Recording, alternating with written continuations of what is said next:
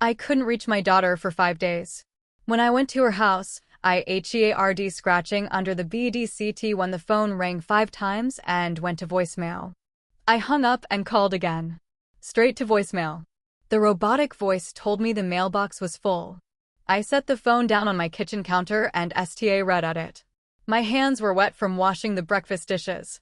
I dried them on my jeans. My name is CA Roll. I am 62 years old. I live alone in a small house in Toledo, Ohio. My husband died 3 years ago. Lung cancer. He was a good man. He fixed things around the house. He made coffee every morning. Now I make my own coffee and it never tastes right. My daughter is Emily. She is 34. She is a nurse at the county hospital. She works long shifts. Sometimes she forgets to call back. I know this. But 5 days is a long time. 5 days of voicemail. 5 days of texts that never got read. 5 days of that sinking feeling in my stomach that got worse every morning. That I tried not to panic. I told myself she was busy. She was working double shifts. She was tired. She would call when she could. But on the 5th day, I could not sit still.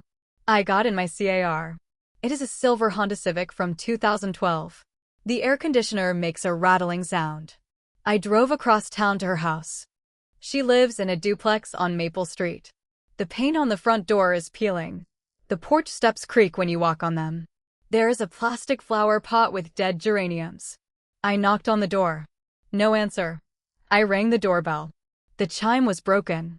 It made a flat, dead sound. I tried the handle. The door was unlocked. That was strange. Emily always locks her doors. She tells me I am too trusting. She says I should lock my doors at night. I have never locked my doors.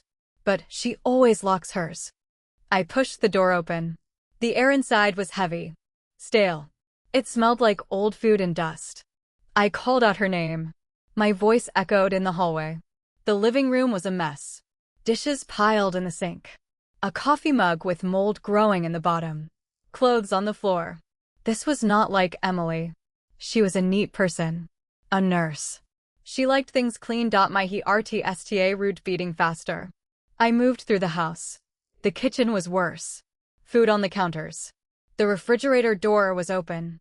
I could smell the sour milk from across the room. I closed it with my hand. My hand was shaking. I went to her bedroom. The door was half open. I pushed it. The bed was unmade. The sheets were twisted. Her phone was on the nightstand. I picked it up. The screen was dark. The battery was dead. I tried to charge it, but the charger was broken. Then I heard it. A sound. A scratching sound. It came from the bedroom. It was faint. I almost thought I imagined it.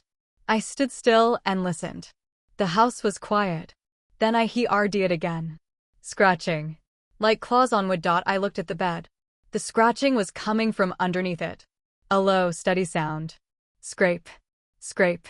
Scrape. My legs felt weak. I grabbed the doorframe. I told myself it was a mouse. Old houses have mice. Emily always had mice. She complained about it. I told her to call an exterminator. She said she would. Maybe she never did. I walked toward the bed. My shoes made noise on the wooden floor. The scratching stopped. I stopped moving. The silence was worse than the sound. I got down on my knees. My joints popped. I lowered my head to the floor. I looked under the bed. It was dark. I could see anything. Just shadows and dust. Then I saw her. Emily was under the bed. She was curled up in a ball. Her eyes were open. Wide open. STA ring at nothing. Her hair was matted. Her uniform was dirty. There was a dark stain on her sleeve. I screamed. I reached for her. I grabbed her arm. It was cold. Her skin was like leather. I pulled her. She did not move. She was stiff. Her body was rigid. I pulled her rider. She slid out from under the bed. Her head lolled to the side. She was alive. I could see her chest moving. Shallow breaths. Fast and small. Like a bird's. I held her in my arms. Her eyes blinked. She did not seem to see me. Her lips moved. No sound came out. I called 911. My hands were shaking so bad I could barely dial. The operator asked me questions. I could not remember her address. I had to run to the kitchen and look at a piece of mail. I told the operator my daughter was unconscious. I told her there was scratching. I told her I did not know what was wrong. The ambulance came in 10 minutes. It felt like 10 hours. I held Emily's hand. I talked to her. I told her I was there. I told her she was going to be okay. I did not believe it. Her skin was too cold. Her breaths were too shallow. The paramedics lifted her onto a stretcher. They put an oxygen mask on her face. They asked me questions. When did I last see her? 5 days ago. Did she have medical conditions? No. Was she taking medication? I did not know. They strapped her down. They loaded her into the ambulance. I followed in my car. I drove through red lights. I did not see Ari at the hospital. They took her away. I sat in the waiting room. The chairs were plastic and orange. The TV played a King show. I watched it without seeing it. A doctor came after an hour. He was young. His name tag said Dr. Patel. He asked me to sit down. We ran tests, he said. She is severely dehydrated. She has a high fever. Her kidneys are struggling. We are giving her fluids. She is responding. She is stable. But why? I asked. Why was she under the bed? Why was she scratching? What happened to her? He looked at his clip-away road. I cannot say for certain. She seems to have suffered some kind of psychological break. We are waiting for the toxicology results. She might have ingested something. It is too early to know. I asked to see her. He said I could for a few minutes. They wheeled me into her room. She was in a bed. Tubes in her arms. A monitor beeping. Her eyes were closed. She looked small. She looked like a child. I sat beside her. I held her cold hand. I thought about the last time we talked. It was on the phone. She sounded tired. She said work was hard. She said she had a headache. I told her to rest. She said she would. I said I loved her. She said she loved me too. That was 5 days ago. I stayed at the hospital all night. I sat in the chair next to her bed. The nurses came in every hour to check her vitals. They were kind. They offered me coffee. I took it. It was bitter. I drank it anyway. At dawn, Emily opened her eyes. I leaned 4-way road. She looked at me. Her eyes were unfocused. She blinked slowly. She tried to speak. Her voice was a rasp. It was like sandpaper. Mom, she said. I'm here, I said. I'm right here. She tried to sit up. The tubes pulled. She winced. She put her hand on her head. She was confused. Where am I? She asked. You are in the hospital, I said. You were sick. Do you remember what happened? She shook her head. Her eyes root around the room. She looked red. She looked at the door. She looked at the window. She looked at me. She grabbed my hand.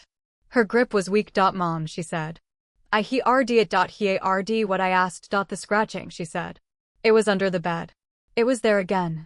I felt a chill down my spine. What do you mean, again? I asked. This happened before. She looked away. Her face twisted. She pulled her hand back. She turned her head to the wall. She did not answer. Emily, I said. You have to tell me. What happened? She was quiet for a long time. The only sound was the beeping monitor. Then she spoke. Her voice was small. Her voice was like a child's. It sta rude a month ago, she said. I was home alone. I heard it at night. Scratching under my bed. I thought it was a mouse. I set traps. I caught nothing. The scratching kept happening. I felt sick. Why didn't you tell me? I asked. You were worried enough, she said. I didn't want to upset you. Upset me, I said. Emily, I was worried sick for 5 days. I thought you were dead. She flinched. I'm sorry, Mom. I'm sorry. Tell me the rest, I said. What happened 5 days ago? She closed her eyes. I was coming home from work, she said. I was tired. I had a headache. I just wanted to sleep. I went to bed. I fell asleep. Then I woke up. Woke up to what I asked. The scratching, she said. It was loud. Louder than before. It was right under me. I got out of bed. I looked under it. There was nothing there. I went back to sleep. I woke up again. The scratching was still there. I sta root to feel dizzy. My head hurt. I couldn't see straight. I felt like I was being watched. I grabbed her hand. I squeezed it. Did you see something? I asked. Did you see who was watching you? She shook her head. No. But I knew something was there. Something was under the bed. I crawled under it. I don't know why. I felt like I needed to hide. I stayed there. I couldn't move. I couldn't call for help. My phone was on the nightstand. I couldn't reach it. For 5 days, I said. You were under that bed for 5 days. I didn't know, she said. I lost track of time. I couldn't eat. I couldn't drink. I just lay there. I heard scratching. It never stopped. It was all around me. The doctor came in. He checked her vitals. He asked her questions. She answered them. Her answers were slow. She seemed dazed. He pulled me aside. He said, the toxicology results are back. There are traces of a sedative in her blood. A heavy dose. Enough to knock her out for days. She also has a high level of cortisol. Stress hormones. Her body was in fight or flight mode for a long time. It is a miracle she survived. Sedative, I said. What kind of sedative? A common one, he said. Often used in sleep aids. But this was a very high dose. She would have needed a prescription. Did your daughter have any history of sleep problems? I shook my head. No, I said. She was a nurse. She was stressed. But she never mentioned sleeping pills. He looked concerned. You should talk to the police, he said. This might not be an accident. I felt cold. I went back to Emily's room. She was asleep again. Her face was pale. I sat down. I watched her chest rise and fall. I thought about what the doctor said. A sedative. A high dose. Someone gave it to her. Someone wanted her to be unconscious. Who had access to her house? Who would do this? My mind raced. Emily lived alone. She was single. She had friends from work. She had neighbors. But she never mentioned anyone suspicious. She never mentioned anyone threatening. I called her work. I spoke to the head nurse. Her name was Patricia. She was a heavy woman with a raspy voice. Emily didn't show up for work 5 days ago, Patricia said. We called her. We called her cell. No answer. We left messages. We were worried. But we figured she was just sick. She didn't have a history of no-shows. She was in her house, I said. She was under her bed. She was unconscious. Someone gave her a sedative. Patricia was quiet. That's terrible, she said. I don't know what to say. Emily is a good nurse. She works hard. She never caused trouble. I don't know anyone who would want to hurt her. I thanked her and hung up. I called the police. They came to the hospital. They talked to Emily. She was still confused. She couldn't remember much. She said she was SCA red. She said she thought someone was in her house. She said she felt a presence. The police officer was a man named Detective Miller. He was in his 50s. He had gray hair and tired eyes. He asked me questions. Did Emily have any enemies, any ex-boyfriends, any disputes with neighbors? I said no. Emily was a good person. She was kind. Everyone liked her. He said they would investigate. They would go to her house. They would look for evidence. They would check for signs of forced entry. He told me to wait. He told me to let them do their job. I waited. I sat in the hospital chair. I watched Emily sleep. I thought about that scratching sound. I thought about what she said. The scratching was under the bed. It was all around her. What made that sound? What was under that bed? I thought back to the first day. The dead geraniums on the porch. The unlocked door. The open refrigerator. The moldy coffee mug. None of it made sense. Emily was a clean person. She was CA refill. She would never leave her door unlocked. Unless she wasn't the one who unlocked it. Unless someone else opened that door. Someone who wanted me to find her. Someone who wanted me to see her under that bed. Someone who wanted me to hear the scratching. But why would anyone do this? What did Emily ever do to anyone? I thought about her life. She worked hard. She helped people. She was kind to everyone. She had no enemies. She had no ex-boyfriends. She had no disputes. Then I thought about the house. The duplex. It was old. It had been renovated. The landlord was Mr. Henderson. He was a strange man. He was always around. Always fixing things. Always offering to help. I never liked him. He was too friendly. He was always watching.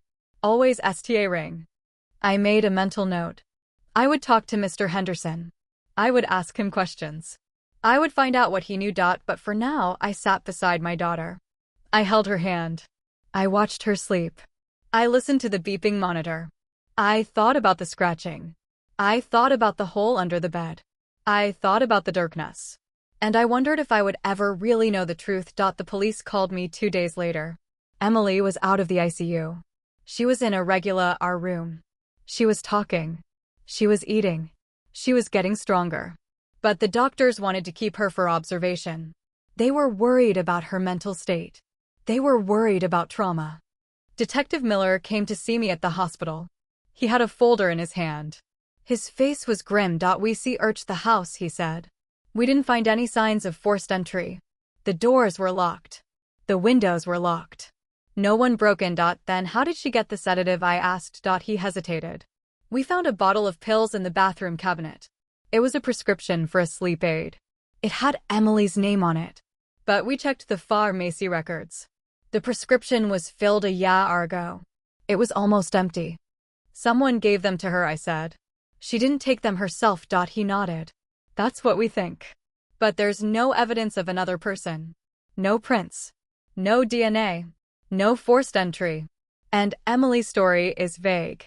She can't describe who she thinks was there. She told me she felt watched, I said. She told me she was SCA read. I know, he said. But without evidence, there isn't much we can do. We filed a report. If anything else happens, let us know. I felt a surge of anger. You're not going to do anything, I said. My daughter was drugged and left to die under her own bed. Someone tried to kill her. He looked uncomfortable. I understand your frustration, he said. But these cases are really difficult. If she can't give us a suspect, we have nowhere to start. We will keep an eye on the house. That's all I can promise. He left. I sat in the hospital chair. I felt helpless. I felt angry. I felt SCA red. Someone had hurt my daughter. Someone had almost killed her. And they were still out there. They could come back. They could finish the job. I went to Emily's room. She was sitting up in bed. She was eating Jell-O. She looked better. Her color was back. Her eyes were clear. She smiled when she saw me. Mom, she said. You look tired. You need to go home. You need to rest. I can't, I said. I'm not leaving you. Not until I know you're safe. She put her Jell-O down. She looked at her hands. She looked guilty. I'm sorry, she said. I'm sorry I SCA read you. I'm sorry I put you through this. Don't be sorry, I said. This isn't your fault. Someone did this to you. Do you remember anything else, anything at all? She thought for a moment. Her face wrinkled. She shook her head. It's all blurry, she said. I remember going to bed. I remember waking up. I heard the scratching. I was SCA red. Then everything got dark. Did you see anyone? I asked. Did you hear a voice? Did you smell anything strange? She looked at me. Her eyes widened. She gripped the sheets. I smelled something, she said. I remember now. It was a smell. Like a candle. Like cinnamon and something else. Something chemical. Cinnamon, I said. Like a candle, yes, she said. It was strong. I smelled it before I went to sleep. I thought it was strange. I don't have candles in my room. That was it. Someone had been in her room. Someone had used a candle or an oil diffuser. Something with a chemical smell. Something that could have put her to sleep. But why? Why would someone do this? I thought about her house. I thought about the people who had been there. Emily had friends over sometimes. She had a book club. She had coworkers over for dinner. She had a neighbor who borrowed sugar. She had a landlord who fixed the sink. Any of them could have been in her house. Any of them could have put something in her room. I made a list in my head. I wrote it down on a napkin. The neighbor was a woman named Linda. She was in her 40s. She lived next door. She had keys to Emily's house for emergencies. The landlord was a man named Mr. Henderson. He was 65. He was gruff, but seemed harmless. He also had keys. The coworkers were a possibility. There was a nurse named Rebecca. She and Emily used to be close. They had a falling out. I didn't know why. I decided to investigate myself. The police weren't going to do it. They didn't see a re. They had other cases. They had bigger problems. But I had nothing but time. And I had a mother's instinct. I would find out who did this to my daughter. I would make them pay. I drove to Emily's house. The police had sealed it with yellow tape. I ducked under the tape. I felt like a criminal. But I didn't see Ari. I went inside. The house was the same as before. Messy. Stale. The dishes were still in the sink. The refrigerator was still open. I went to her bedroom. I looked under the bed. There was dust. There was a hair tie. There was a book. Nothing unusual. I looked at the nightstand. There was a lamp. There was a glass of water. There was a bottle of perfume. I picked up the perfume. I smelled it. It was floral. Not cinnamon. I looked at the floor. There were footprints. But they could have been mine. Or the police's. Or the paramedics. I couldn't tell. I went to the bathroom. I looked at the medicine cabinet. There was the empty bottle of sleeping pills. I picked it up. The label said Emily's name. The prescription was from a doctor named Dr. Stevens. I knew Dr. Stevens. He was a general practitioner. He was old. He was retiring soon. He might have given her the pills a year ago. But she didn't take them. She said she didn't take them. Someone else took them. Someone else put them in her food or her drink. Someone who had access to her house. Someone who wanted her unconscious. Someone who wanted her to hear the scratching. But what was the scratching? Was it a distraction? Was it meant to scare her? Was it meant to keep her hidden under that bed, to keep her from calling for help, to keep her from escaping? I sat on the edge of her bed. I thought about the scratching sound. I remembered it. It was a steady sound. Scrape. Scrape. Scrape. Like claws on wood. It was loud under the bed. But from the outside, it was faint. I could be able to hear it. It took me a while to notice it. If I had been in her room, I might not have heard it at all. Whoever did this wanted Emily to hear it. They wanted her to be terrified. They wanted her to crawl under the bed. They wanted her to stay there. To hide. To think she was safe. While they listened. While they waited. I got up and walked around the room. I looked at the walls. I looked at the floorboards. I looked at the closet. I opened the closet door. It was empty. Just some clothes on hangers. A few shoes on the floor. Nothing unusual. I looked at the window. It was locked. I looked at the door. It had a deadbolt. Emily had installed it herself. She was always safe. She was always safe. Then I noticed something. On the floor near the bed, there was a small scuff mark. A scrape. Like something heavy had been dragged across the floor. I got down on my hands and knees. I looked closer. The scuff mark was fresh. The wood was still light underneath. It hadn't been there long. Something had been moved. Something heavy. Something that had been under the bed. I looked at the bed frame. It was a simple metal frame. It had wheels. It could be moved. Someone had moved it. Someone had pushed it out of the way. Someone had put something under the bed. Something that left a mark. I pushed the bed aside. It was heavy. It scraped against the floor. The sound was like the scratching. Scrape. Scrape. Scrape. My heartsta root pounding. I looked at the floor where the bed had been. There was a small hole. A hole about the size of a quarter. It was drilled into the floorboard. I looked closer. I saw a wire. A thin wire. It was black. It disappeared into the hole. I pulled on the wire. It came up easily. There was a lot of it. I followed it across the room. It went behind the nightstand. It went along the Baseboe road. It went into the closet. I opened the closet door. The wire went into a small hole in the wall. I pulled it all the way. At the end of the wire, there was a small speaker. A tiny thing. No bigger than my thumb. It was attached to a device. A small black box. It had a button. I pressed the button. Scrape. Scrape. Scrape. The scratching sound came from the speaker. It was loud. It was clear. It was the sound I had heard. The sound Emily had heard. The sound that had terrified her. It wasn't a mouse.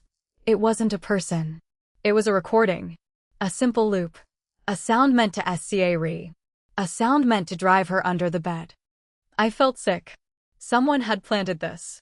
Someone had set it up. Someone had wanted Emily to hear it. Someone had wanted her to hide.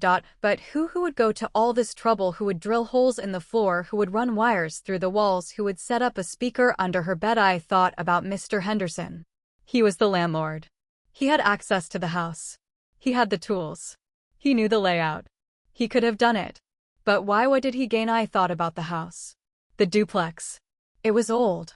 It had been renovated. Mr. Henderson had done the renovations himself. He had worked on the house for months. He had torn down walls. He had replaced floorboards. He had rewired the electricity. He could have planted the speaker at any time. He could have drilled that hole. He could have run that wire. He could have set up the whole thing. But what was the point? What was he trying to achieve? I thought about Emily. She was a nurse.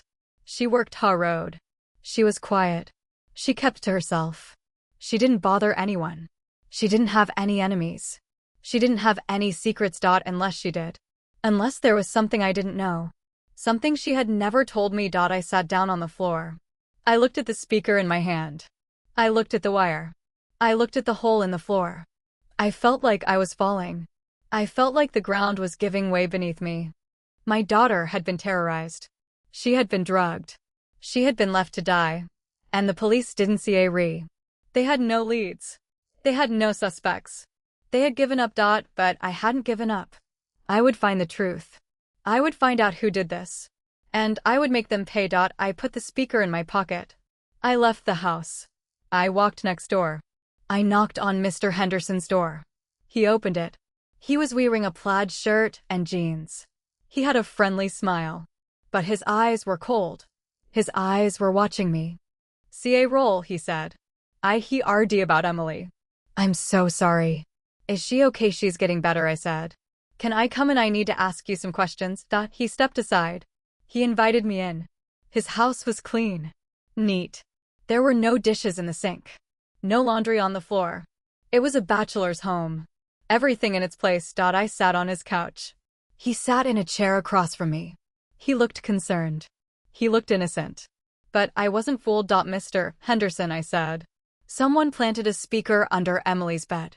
Someone drilled a hole in the floor. Someone ran a wire through the walls. It was set up to play a scratching sound. Did you do it?" He read at me. His face was blank. He didn't answer. The clock on the wall ticked. Tick. Tock. Tick. Tock. I pulled the speaker out of my pocket. I held it up. I pressed the button. The scratching sound filled the room. Scrape. Scrape. Scrape. He flinched. His eyes widened. His face turned pale. "Where did you find that?" he asked. His voice was shaking. "In Emily's bedroom," I said. "Under the bed." "Did you put it there?" He looked at his hands. He was quiet. He was thinking. He was trying to decide what to say. I leaned forward. I put the speaker on the coffee table. I looked him in the eyes. "Tell me the truth," I said. "Or I will call the police. I will tell them what I found. They will see RCH your house. They will find the evidence. They will find the connection." He looked at me. His eyes were wet. His face was twisted. He looked like a man who had been caught. He looked like a man who had nowhere to run. "Okay," he said. "Okay.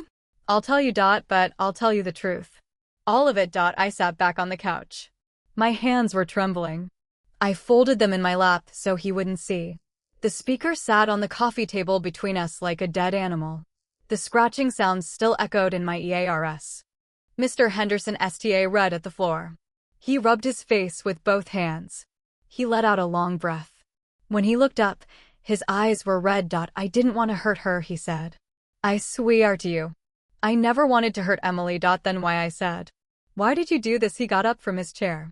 He walked to the window. He looked out at the duplex next door. His shoulders were slumped. He looked older than 65. He looked broken. "This duplex," he said. "It was my mother's house. I grew up here. I was born in that house. My mother died in that house. She left it to me. It was all I had. I knew this already. I had heard the story from Emily. The duplex had been in his family for years. He had sold it during hard times. He had bought it back a few years ago. He had renovated it himself. He was proud of it. "I poured everything into it," he said. "My money. My time. My sweat. I fixed the roof. I rewired the electricity. I replaced the floors. I made it beautiful. I made it perfect. He turned to face me. His face was twisted with emotion.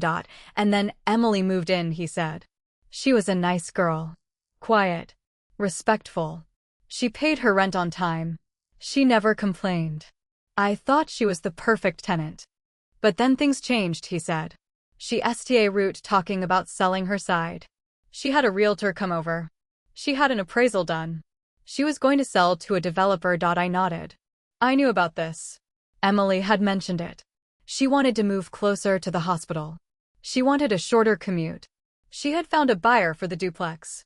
A developer who wanted to tear it down and build a strip mall. She couldn't do that, Mr. Henderson said. His voice was rising. That house was my mother's. It was my home. I couldn't let them tear it down.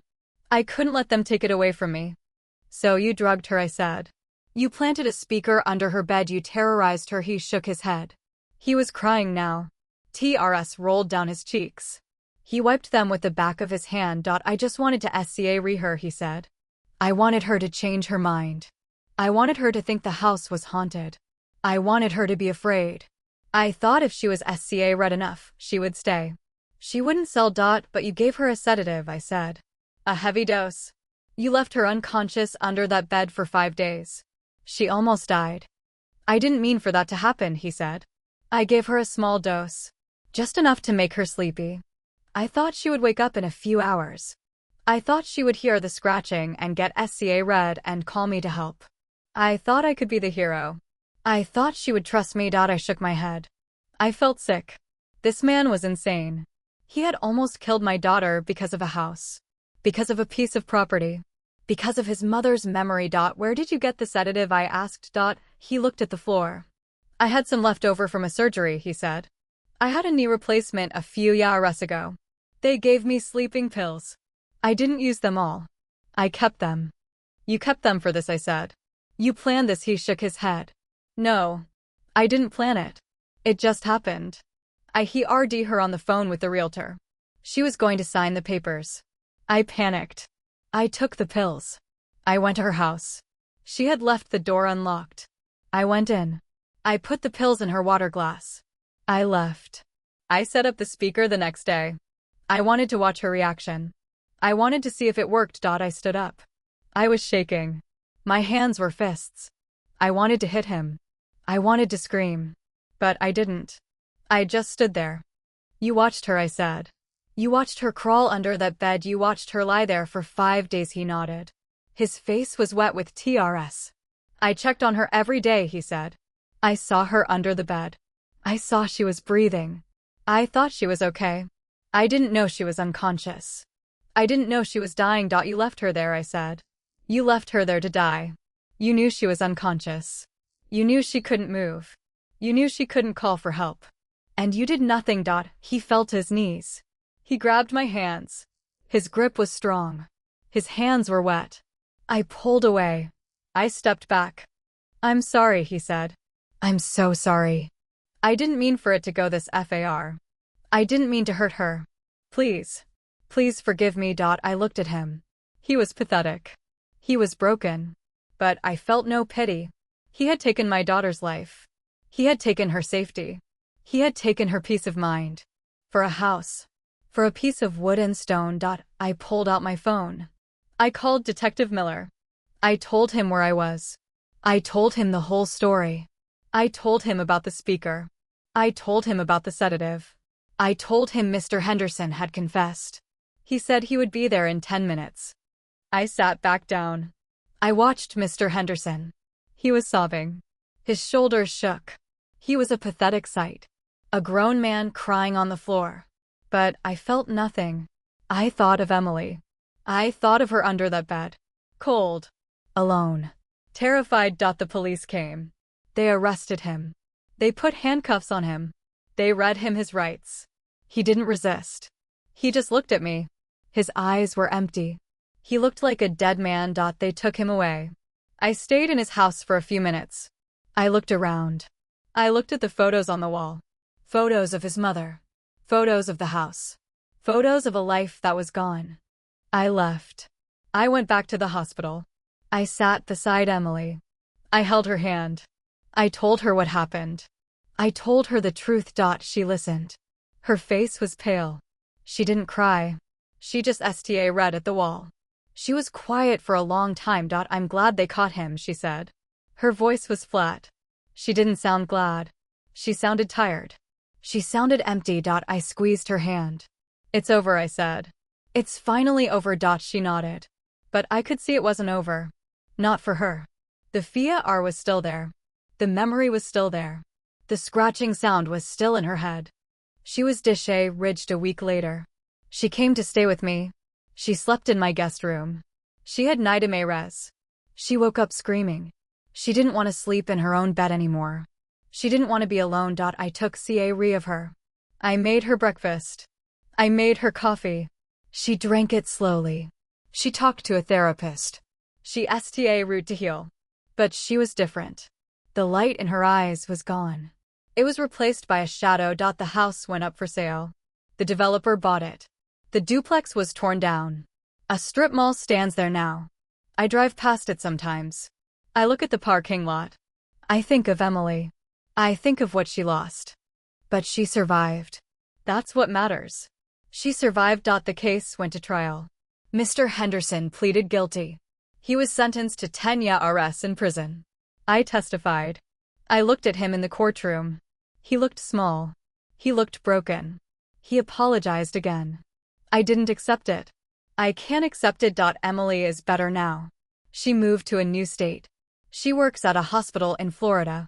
She calls me every Sunday. She tells me about her life. She has a new boyfriend. She smiles more. But I know the scar is there. I know it's deep. A mother always knows. The scratching sound still haunts me. I hear it at night sometimes. I lie in bed and I think of my daughter under that bed. Alone. Cold. Terrified. Wondering if anyone would find her. Wondering if anyone red. I red. I always red. And I found her. Even when the police didn't. Even when the doctors didn't. I was there. I always will be. Some stories don't have happy endings. Some stories have scars. But scars mean you survived. Scars mean you're still here. And as long as we are still here, we can keep going. We can find the light. Even when the scratching is all we hear. But there is one thing I can't forget. When I found Emily, I looked under her bed. I saw her eyes. Wide open. Ring at nothing. But behind her, in the shadows, I saw something else. I saw a small hole in the floor. A hole that was not there before. I looked closer. I saw a wire. A speaker wire. It was connected to a device in the basement. A device that played the scratching. But next to that wire, there was another wire. One that didn't connect to anything. One that was frayed. One that was old. One that looked like it had been there for years. Long before Mr. Henderson moved in. Long before the renovations. Long before Emily. The landlord was guilty. He admitted it. He confessed. He went to prison. But as I left his house that day, I looked back. I saw his face at the window. He was smiling. A small, sad smile. And I realized something. He was telling the truth. He was trying to protect his house. But he wasn't the one who dug that hole. He wasn't the one who buried that wire. He wasn't the one who had been watching Emily from the shadows for all those years. There is something else under that bed. Something that was there before Emily. Something that was there before Mr. Henderson. Something that has been waiting. Something that is still there. And I wonder, as I lie in bed at night, if the scratching will ever really stop. Or if it's just waiting for the next person to crawl under the bed and listen. And wonder. And never really find out who is doing the scratching. The trial ended. Mr. Henderson went to prison. The house was torn down. Emily moved to Florida. Life went on. But I couldn't let it go. There was something that kept nagging at me. Something that didn't add up. It was the wire. The old wire. The one that didn't connect to anything. The one that was frayed and worn. The one that looked like it had been there for years. I couldn't stop thinking about it. I lay awake at night, ring at my ceiling. I saw that wire in my mind. I saw the hole in the floor. I saw the shadows under the bed. Something was wrong. Something was very wrong. I decided to go back to the duplex. The demolition had already sta route. The building was half gone. But I wanted to see the basement. I wanted to see where that wire went. I wanted to find the truth. I drove to Maple Street. The strip mall was just a skeleton of steel beams and concrete slabs. The duplex was a pile of rubble. But the basement was still intact. It was a hole in the ground. A RK hole. I walked to the edge and looked down. I saw stairs. Wooden stairs. They led down into the darkness. I took a deep breath. I climbed down. The stairs creaked under my weight. The air was cold. It smelled like dirt and mold. I reached the bottom. I pulled out my phone. I turned on the flashlight. The light cut through the darkness. The basement was empty. Just concrete walls and a dirt floor. But in the corner, I saw something. A metal box. Old. Rusted. It was half buried in the dirt. I walked toward it. My heart was pounding. I knelt down. I brushed the dirt off the top. There was a latch. I pulled it. It was rusted shut. I pulled harder. It groaned. It opened. Inside the box was a stack of papers. Old papers. Yellowed with age. I picked them up. They were letters. Handwritten letters. The ink was faded. The handwriting was elegant. It was a woman's handwriting. I sta rude to read. The letters were dated 50 years ago. They were from a woman named Marga Rhett. She was writing to her daughter. The daughter's name was S.A. Ra. I read the first letter. My da rest S.A. Ra. I am writing this to you because I am afraid. I am afraid of the house. I am afraid of the scratching. I hear it at night. Under the bed. It keeps me awake. I cannot sleep. I cannot rest. I think there is something in the walls. Something that wants to get in. I turn the page. I read more. The letters went on for months. Marga Rhett wrote about the scratching. She wrote about her fear. She wrote about her husband. He was a carpenter. He worked on the house. He renovated it. He added new rooms. He replaced the floors. But he changed, Marga Rhett wrote. He became distant. He became cold. He stopped talking to me. He stopped looking at me. He spent all his time in the basement. He was always working. Always building. Always hiding. I read another letter. It was dated a few months later. My da rest S.A. Ra. I found something today. I found a hole in the floor. Under the bed. There is a wire. A thin wire. It leads to the basement. I followed it. I found a device. A speaker. It plays a sound. A scratching sound. It is a recording. My husband made it. He plays it at night. He wants to sca me. He wants me to hide. I felt a chill run down my spine. I read faster. I do not know why he does this. I do not know what he wants. I am afraid. I cannot leave. He has the keys. He has the money. He has everything. I am trapped. I am alone. I found another letter. The last one. It was dated 50 years ago. The ink was esme red. The paper was torn. My da rest S.A. Ra. He knows I found the speaker. He knows I know. He came to me tonight. He had a knife. He said I was never going to leave. He said the house was his.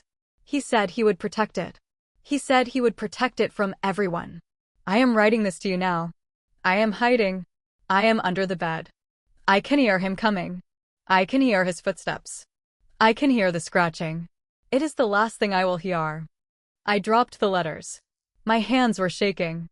I couldn't breathe. I read the letters again. I couldn't believe it. It was the same story. The same house. The same scratching. The same fear. It had happened before. It had happened 50 years ago. Marga Rhett's husband had done the same thing. He had planted a speaker. He had played a scratching sound. He had terrorized her. He had kept her trapped. And he had killed her. She died under that bed. Just like Emily almost died. But there was more. There was a name. S.A. Ra. Marga Rhett's daughter. What happened to her? Did she escape? Did she die? Was she still alive? I looked through the box. There were more papers. Legal documents. A death certificate. Marga Rhett's death was ruled a heart attack. Her husband was never charged. He sold the house a few months later. He moved away. He died years later in a nursing home. But the house stayed. The house was sold again and again. The house was renovated. The floors were replaced. The walls were torn down. But the basement stayed. The hole stayed. The wire stayed. The scratching stayed. I sat on the basement floor. I was surrounded by dirt and rubble and old letters. I felt like I was in a nightmare. The same nightmare that had happened to Margaret. The same nightmare that had almost happened to Emily. But there was something else. A detail that bothered me. In Margaret's letters, she mentioned the speaker. She said her husband had built it. He was a carpenter. He had the tools. He had the skills. He could build anything. Mr. Henderson was not a carpenter.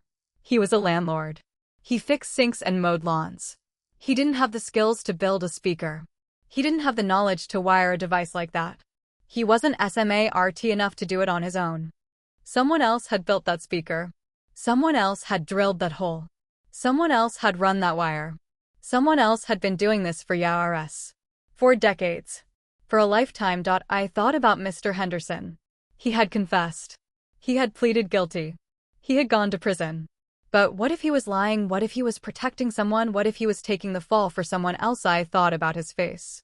The way he looked at me when I confronted him. The way he smiled when I left his house. That sad, knowing smile. He knew something. He knew more than he was telling me. I gathered up the letters. I put them back in the box. I took the box with me. I climbed out of the basement. I got in my car. I drove home. I spent the night reading the letters. Over and over again.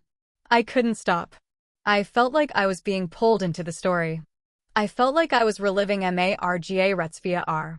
I felt like I was hearing the scratching again. I looked at the date on the letters. They were from 50 years ago. But the handwriting was fresh. The ink was still dark. The paper was still crisp. These letters had been written recently. They were copies. Someone had made copies. Someone had kept them. Someone had known the truth. I went to Emily's house the next day. The demolition was almost complete. The basement was filled in. The hole was gone. The wire was buried. The scratching was silent. But I knew the truth. I knew it was still there. It would always be there. It was in the walls. It was in the floor. It was in the shadows. It was waiting for the next person. The next woman. The next daughter. The next victim. I called Emily. I told her everything. I told her about Margaret. I told her about the letters. I told her about the husband. I told her about the scratching. She was quiet. She didn't say anything for a long time. Mom, she said. I have to tell you something. I didn't want to tell you before. I was scared. I was ashamed. What is it? I asked. I found something too, she said. Before I moved in. When I was cleaning the house. I found a box. In the basement. It had letters. Old letters. I read them. I knew about Margaret. I knew about the scratching. I knew about the husband. I was shocked. You knew, I said. You knew about the scratching before it happened. Yes, she said. I thought it was just a story. I thought it was just a coincidence.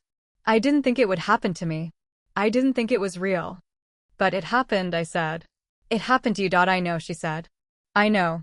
And I think it's still happening. I think it's still there. I think it's still watching. And I think it's still waiting. For what I asked. For the next person, she said. The next woman. The next daughter. The next victim. It never stops. It never ends. I hung up the phone. I sat in my living room. I looked at the box of letters. I looked at the yellowed paper. I looked at the faded ink. I heard the scratching again. In my head. In my heart. In my soul. The scratching was not just a sound. It was a legacy. It was a curse. It was a cycle of fear and pain and death. It had been going on for 50 years. And it would keep going on. Forever. I had found my daughter under that bed. I had saved her. But I couldn't save Margaret. I couldn't save all the other women. The ones who had come before. The ones who had heard the scratching. The ones who had hidden under the bed. The ones who had never been found. I thought about Mr. Henderson. He was in prison. But he was not the real monster. He was just a pawn. He was just a piece in a larger puzzle. Someone else had set this in motion. Someone else had STA root this. Someone else was still out there. I decided to find him. I decided to find the truth. I would not rest until I knew everything. I would not stop until I found the real monster. And when I found him, I would make him pay. For Marga Ret. For Emily. For all of them. I got in my car. I drove to the nursing home. The nursing home where Marga Ret's husband had died. The nursing home where he had spent his final years. I needed to know more. I needed to find the answers. The nursing home was a gray building. It had a sign that said Sunset View. There were old people in wheelchairs on the front lawn. They STA read at nothing. They were waiting for death. I walked inside. I went to the front desk. I asked about Marga Ret's husband. His name was Robert. Robert Williams. He had died 10 years ago. I asked to see his records. The receptionist said no. I said it was a police matter. I lied. She believed me. She handed me a file. I sat in the lobby. I opened the file. I STA root to read. Robert Williams had been admitted to the nursing home 20 years ago. He had dementia. He was confused. He didn't know who he was. He didn't know where he was. He spent his days STA ring at the ceiling. But there was something in the file. A note from a nurse. It was written 10 years ago. A few weeks before he died. Patient is agitated, the note said. He keeps talking about the scratching. He says he hears it at night. He says it comes from under the bed. He says it's his fault. He says he STA rooted. He says he didn't mean to hurt anyone. He says he's sorry. He says it will never stop. I put the file down. My hands were shaking. Robert Williams had confessed. He had STA rooted. He had built the speaker. He had drilled the hole. He had run the wire. He had terrorized his wife. And then he had passed it on. He had given the secret to someone else. Someone who continued the cycle. But who had he given it to? Who had he trusted? Who had he taught? I thought about Mr. Henderson. He had access to the house. He had keys. He had tools. He had motive. But he didn't have the skills. He didn't have the knowledge. He couldn't have built that speaker on his own. Someone else had helped him. Someone else had taught him. Someone else was still out there. Someone who knew the secret. Someone who was still watching. Someone who was still waiting. I left the nursing home. I got in my car. I drove back to Toledo. I didn't know where to go. I didn't know who to ask. I felt lost. I felt STA red. I felt like I was being watched. I went home. I locked the door. I checked the windows. I looked under my bed. I looked in my closet. I looked in every corner. The scratching was in my head. It was in my heart. It was in my soul. I sat on my couch. I held the box of letters. I cried. I cried for Marga Ret. I cried for Emily. I cried for all the women who had heard the scratching. I cried for myself. Because I knew the truth. I knew the scratching would never stop. It would keep going. Forever. And I knew that one day it would come for me. It was just waiting. Under the bed. In the shadows. In the dark. Waiting for the next person to crawl under the bed and listen. And wonder. And never really know who is doing the scratching. I sat on my couch for 2 hours. The box of letters was open on my lap. The sun went down outside. The room got dark. I didn't turn on a light. I just sat there. I thought about Robert Williams. I thought about his wife Marga Ret. I thought about how he had STA rooted all. A simple speaker. A simple recording. A simple sound. Scrape. Scrape. Scrape. He had used it to control his wife. He had used it to keep her trapped. He had used it to STA her into submission. And when she died, he passed the secret on. He gave it to someone else. Someone who would continue the cycle. But who did he give it to? I needed to find out. I needed to break the cycle. I needed to stop it before it happened again. Before someone else heard the scratching. Before someone else crawled under the bed. Before someone else STA read. I went to the library the next day. I looked up Robert Williams. I found old newspaper articles. He was a well-known painter in Toledo. He had his own business. He had built houses. He had renovated old buildings. He had a reputation for quality work. He was respected. He was trusted. But there was something else. An article from 50 years ago. It was a small piece. A few paragraphs. It said that Robert Williams had been arrested for assault. He had attacked a man on his property. The man was a tenant. He had been renting an apartment in the duplex. He was trying to leave. He was trying to move out. Robert Williams had beaten him. He had broken his arm. He had been charged with assault. But the charges were dropped. The tenant disappeared. He was never seen again. I read the article again. The tenant was a young man. His name was David. He had been renting the apartment for 6 months. He had complained about the scratching. He RD'd at night. He had told Robert Williams about it. Robert Williams had gotten angry. He had attacked him. And then the tenant disappeared. I thought about that. A man disappeared. No one looked for him. No one saw. He was just a tenant. Just a stranger. He was gone. And Robert Williams got away with it. But where did David go? Did he run away? Did he leave town? Or did he stay? Did he stay in the house, under the bed, in the walls, in the basement? I felt a chill run down my spine. I thought about the hole in the floor. The old wire. The speaker. What if there was more than one speaker? What if there was more than one wire? What if the basement held more secrets than just a box of letters? I decided to go back. The demolition was almost complete. The duplex was just a pile of rubble. But the basement was still there. It was half filled with dirt. I could still climb down. I drove to Maple Street. The strip mall was still just a skeleton. The workers were gone for the day. The site was empty. I walked past the construction barriers. I made my way to the hole in the ground. The stairs were gone. They had been torn out. I had to climb down using the rebar. It was dangerous. I could have fallen. I didn't see I needed to see the basement. I needed to know the truth. I reached the bottom. The basement was mostly filled with dirt. But there was still a small space. A crawl space. I got on my hands and knees. I crawled into the darkness. The air was thick. It smelled like rot. I pulled out my phone. I turned on the flashlight. The light cut through the dark. I saw concrete walls. I saw dirt floor. I saw something else. In the corner, there was a door. A small door. It was made of wood. It was painted black. It had a latch. The latch was rusted. I pulled it. It opened. Inside the door was a small room. A hidden room. A room that was not on the building plans. A room that no one knew about. I crawled inside. The room was tiny. It was maybe 6 feet by 6 feet. The ceiling was low. I had to stoop. The walls were concrete. The floor was dirt. In the corner, there was a chair. A wooden chair. It was old. It had seen a lot of use. On the chair, there was a rope. A thick rope. It was frayed. It was stained. I touched it. It was stiff. It was old. It had been there for a long time. I looked at the walls. There were scratches on the walls. Deep scratches. Like someone had tried to claw their way out. Like someone had been trapped.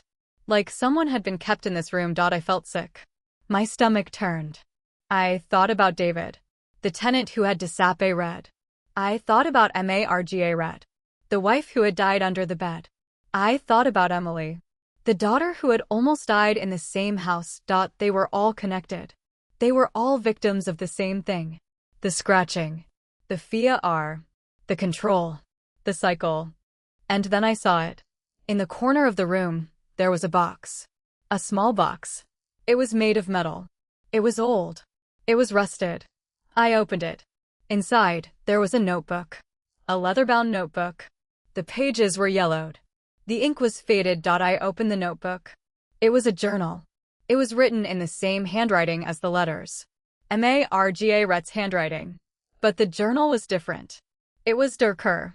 It was more desperate. I read the first entry. I am writing this in the hidden room. He does not know I am here. He thinks I am under the bed. He thinks I am hiding. But I am not hiding. I am looking for the truth. I am looking for the answers. I am looking for the way out. I turned the page. I read more. I found the room yesterday. I found the chair. I found the rope. I know what he does here. I know what he does to the women. He traps them. He keeps them here. He makes them hear the scratching. He makes them fear the scratching. He makes them lose their minds. And then he takes them away. He takes them somewhere. Somewhere they never come back from. I felt TRS in my eyes. I thought about Marga Red. I thought about what she had endured. She had been trapped in this house. She had been terrorized. She had been controlled. And no one had helped her. No one had saved her. I read the last entry. It was dated the day she died. I have found the truth. I have found the bodies. They are in the basement. Under the floor. Under the dirt. He buried them there. All of them. The women. The girls. The daughters. He killed them all. He made them hear the scratching. And then he killed them. He buried them under the house. I dropped the notebook. My hands were shaking. I couldn't breathe. I was in the room. The hidden room. The room where he had kept his victims. The room where he had planned his crimes. The room where he had ended their lives. I looked at the floor. The dirt floor. I looked at the walls. The concrete walls. I looked at the corner. The corner where the chair was. I looked down. I saw something. A small piece of fabric. It was blue. It was faded. It looked like a piece of a shirt. I picked it up. It was soft. It was old. It was stained. I held it in my hand. I felt a connection. A connection to the past. A connection to the victims. A connection to the women who had suffered. Who had died. Who had been forgotten. I took out my phone. I called Detective Miller. I told him what I had found. I told him about the hidden room. I told him about the journal. I told him about the bodies. I told him it was not just Mr. Henderson. It was bigger. It was much bigger. He came to the site. He brought a team. They searched the basement. They dug up the floor. They found bones. Bones of women. Bones of girls. Bones of daughters. They found 13 sets of remains. 13 victims. 13 women who had heard the scratching. 13 women who had crawled under the bed. 13 women who had never been found. The case made national news. It was the biggest story in Ohio. Everyone was talking about it. The media called it the scratching killer. They interviewed me. I told them my story. I told them about Emily. I told them about Marga Red. I told them about the journal. I told them about the hidden room. But I did not tell them everything. I did not tell them about the last entry. The one that mentioned David. The tenant who had disapped Red. The one who had attacked Robert Williams. The one who had never been found. I knew where he was. He was in the basement. Buried with the others. Under the dirt. Under the floor. Under the house. He had been a victim too. He had heard the scratching. He had crawled under the bed. He had been trapped. And then he had been killed. But there was something else. Something that didn't make sense. David was a tenant. He was a young man. He was strong. He could have fought back. He could have escaped. But he didn't. He stayed. He stayed in the house. He stayed in the basement. He stayed in the hidden room. Why did he stay? I read the journal again. I read the last entry. I read it carefully. He is not alone. He has a helper. Someone who does his bidding. Someone who brings the women. Someone who builds the speakers.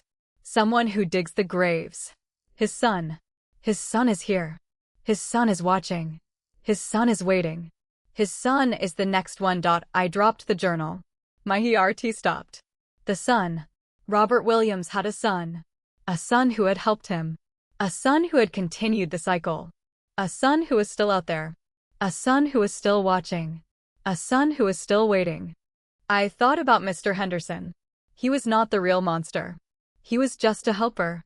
A pawn. A tool. The real monster was the son. The son who had Ned from his father. The son who had perfected the craft. The son who was still out there. Still building speakers. Still drilling holes. Still running wires. Still playing the scratching sound. I left the site. I went home. I locked my doors. I checked my windows. I looked under my bed. I looked in my closet. I looked in every corner. I was afraid.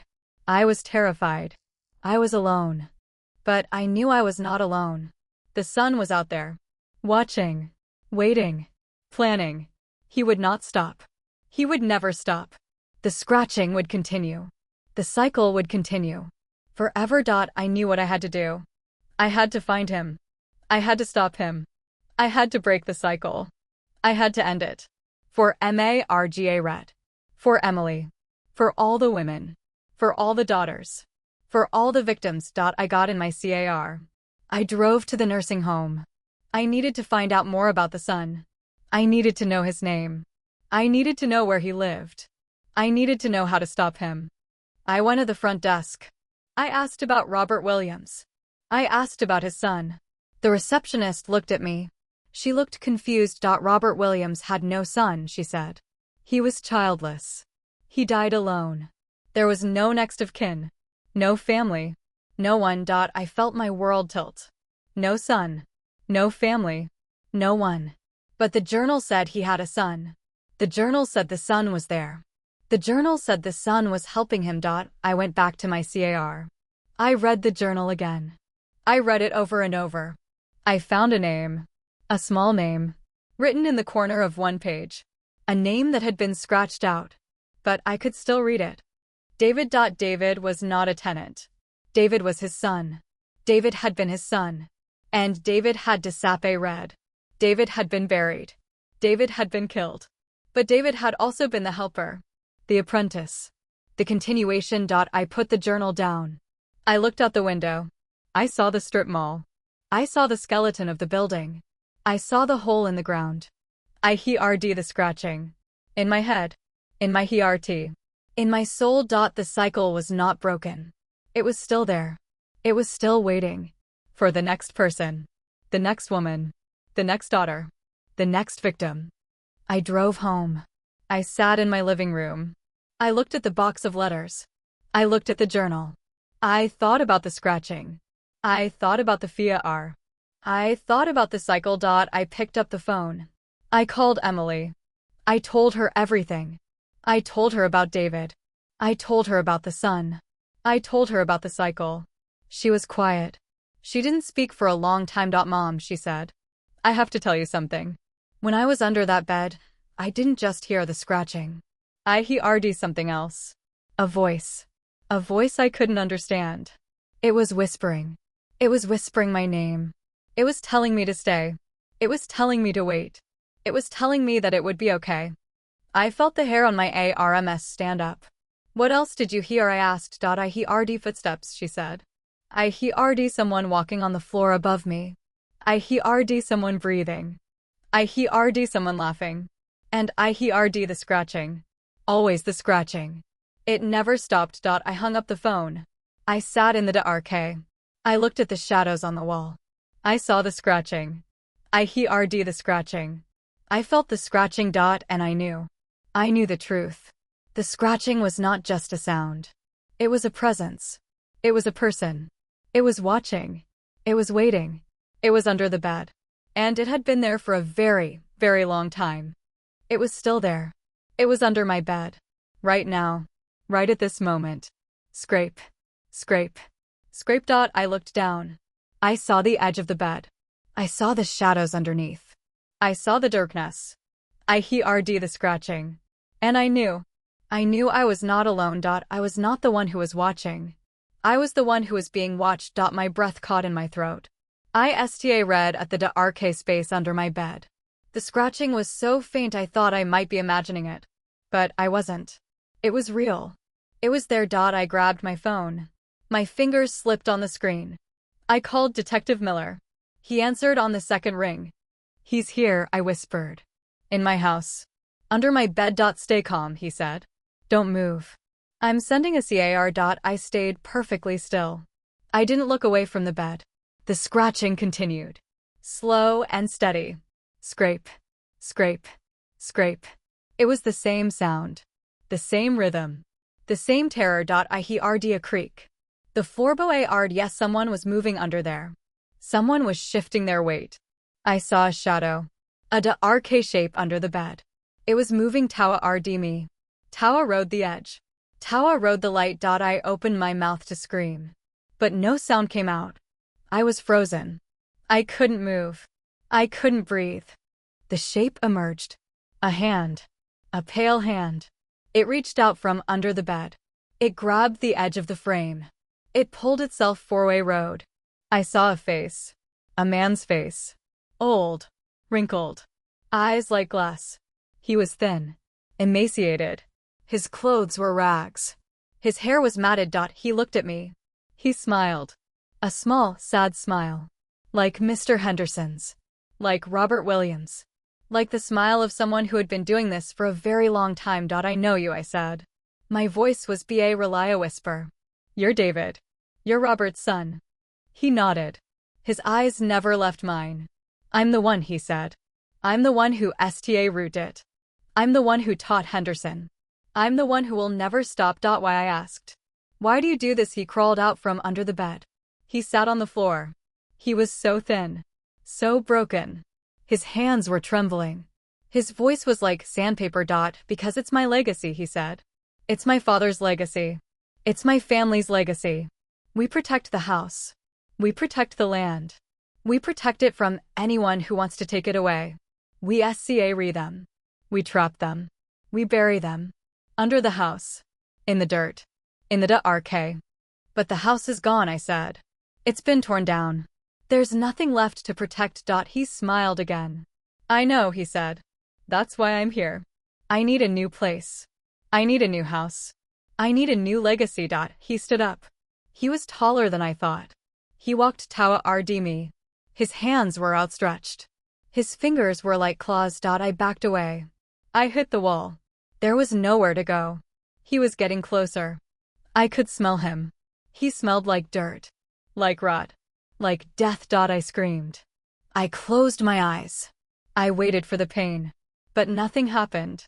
I opened my eyes. He was on the floor. Detective Miller was standing over him. He had a gun in his hand. He had tackled him. Are you okay? He asked. I nodded. I couldn't speak. I just nodded. They took David away. They arrested him. They found his hideout in the basement of an abandoned building across town. They found more speakers. More wires. More journals. More bones. He was charged with 13 counts of murder. He pleaded guilty. He was sentenced to life in prison without parole. He died in prison 3 hours later. He never showed remorse. He never apologized. He just smiled. That same sad smile. Emily is better now. She has a family. She has children. She has a life. She doesn't talk about the scratching anymore. Neither do I. We don't need to. We know it's over. We know it's finally over. But sometimes, late at night, when the house is quiet and the wind is blowing, I think I hear it. A faint sound. A scratching sound. Coming from under the bed. I never look. I never check. I just close my eyes and wait for morning. Because I know the truth. The scratching never really ends. It just waits. For the right person. The right house. The right time. And when it finds them, it will start again. Scrape. Scrape. Scrape. If you've ever heard that sound, if you've ever felt that fear, if you've ever wondered what's under your bed, you know the truth. You know it's always there. Always watching. Always waiting. Drop a comment if this story stayed with you. Subscribe to our channel for more true tales of family secrets and revenge. And remember, the next time you hear scratching under your bed, don't look. Just leave. Run. And never come back. Because you never know who might be doing the scratching.